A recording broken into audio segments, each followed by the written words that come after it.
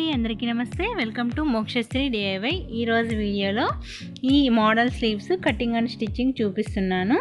So first వచ్చేసి మనకి paper stiff తీసుకోవాలి. విడ్త్ వచ్చేసి 2.5 తీసుకున్నాను. లెంత్ వచ్చేసి మనం ఎంత లెంత్ పెట్టుకోవాలనుకుంటున్నామో దానికి 1 ఇంచ్ ఎక్స్ట్రా తీసుకోండి. సో మీకు చూపిస్తాను. సో 2.5 విడ్త్ ఉండేలాగా ఇలాగా కట్ చేసుకోండి. సో ఇలాగా కట్ చేసుకోవాలి. లెంత్ వచ్చేసి 6 తీసుకుంటున్నాను. సో ఎక్స్ట్రా కట్ చేస్తున్నాను. సో చూపిస్తాను అది కూడా. సో ఇలాగా డబల్ ఫోల్డింగ్ చేసుకోవాలి. సో మనకి ఎంత విడ్త్ కావాలో ఒకసారి చెక్ చేసుకోవాలి క్లాత్ దగ్గర. సో నేను వచ్చేసి 3/4 ఇంచ్ తీసుకుంటున్నాను. సో అంటే 1/2 ఇంచ్ అనమాట. మనం స్టిచ్ చేస్తే 3/4 అంటే టోటల్ విడ్త్ కలిపి 1.5 వస్తుంది అనమాట. మనకి 3/4 + 3/4.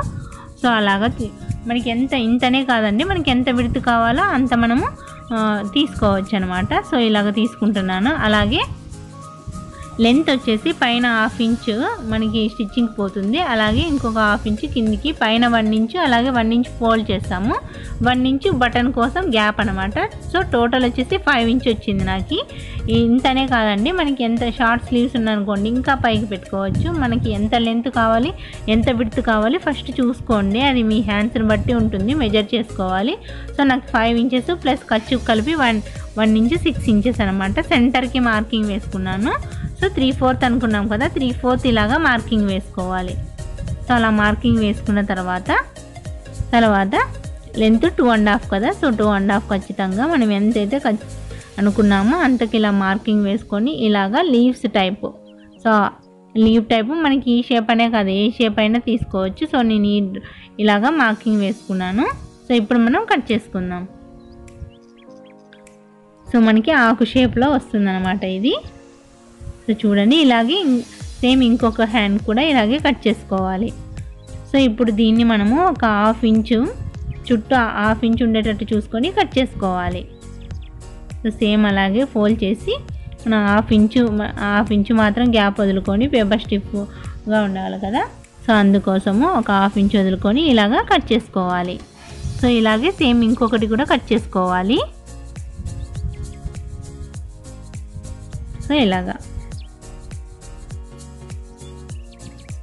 సో 2 పీసెస్ ఇలా కట్ చేసుకున్న తర్వాత లైనింగ్ మీద మనము దీన్ని ఐరన్ చేసుకోవాలి. సో ఐరన్ చేసుకొని ఎక్స్ట్రా పీస్ అంతా కట్ చేసుకొని ఫోల్డ్ చేసి స్టిచ్ చేసుకోవాలి. సో ఇలా స్టిచ్ చేసుకున్న తర్వాత ఎక్స్ట్రా పీస్ ఏమైనా ఉంటే కట్ చేసుకోవాలి.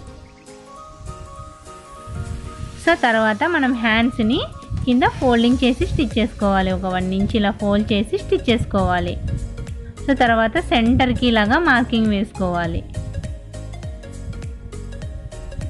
సో సెంటర్కి ఇలా మార్కింగ్ వేసుకున్న తర్వాత పైన ఒక 1 ఇంచ్, కింద 1 ఇంచ్ అనుకున్నాం కదా.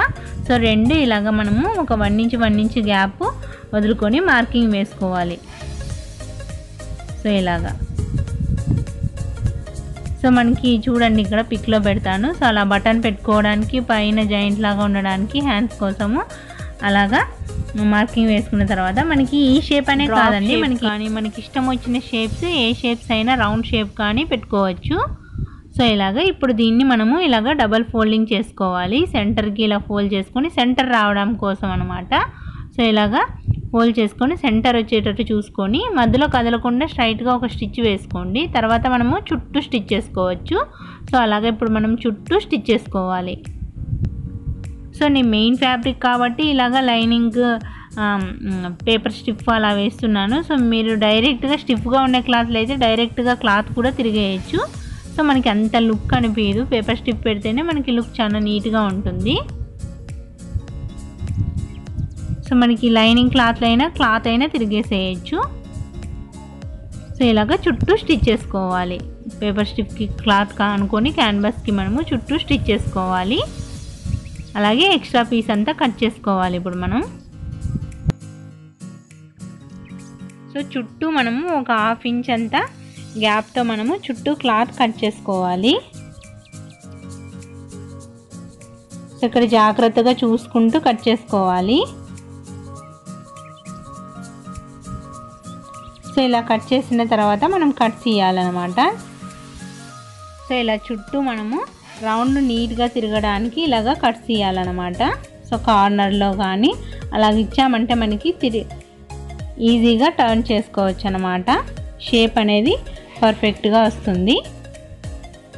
సో ఇప్పుడు దీన్ని తిరిగేసేయాలి. సో దీన్ని ఇలా టర్న్ చేసి మనము చుట్టూ ఒక స్టిచ్ వేసుకోవాలి.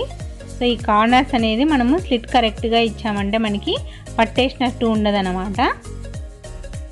సో చుట్టూ స్టిచ్ చేసుకొని మనము హేమింగ్ చేసుకోవాలన్నమాట లోపల.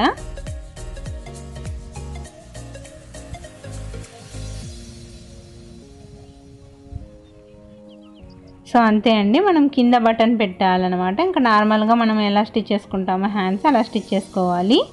సో ఇది సెంటరు, కింద వచ్చేసి మనము బటన్ పెడతామన్నమాట. సో ఇక్కడ బటన్ వచ్చేస్తుంది. సో ఇంతే అండి. సో ఇది వచ్చేసి కాలర్ నెక్ పెట్టి స్టిచ్ చేశాను అనమాట. సో హ్యాండ్స్ బటన్ పెట్టాను. సో ఇలాంటిదే ఇంకొకటి కూడా స్టిచ్ చేశాను, సేమ్ హ్యాండ్స్, సిస్టర్స్ అనమాట. సో కలర్ వేరే, అది కూడా చూపిస్తాను చూడండి. సో ఇవి వచ్చేసి ఫ్యాబ్రిక్ బటన్స్ అండి. ఇవి ఎలా చేయాలనేది కూడా ఆల్రెడీ వీడియో అప్లోడ్ చేశానండి, ఛానల్లో ఉంది, ఒకసారి చెక్ చేయండి ఓల్డ్ వీడియోస్.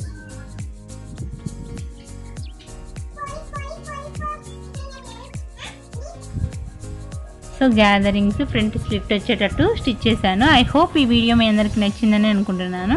నచ్చితే తప్పకుండా లైక్ చేయండి, షేర్ చేయండి, సబ్స్క్రైబ్ చేయండి. Thank you so much for watching.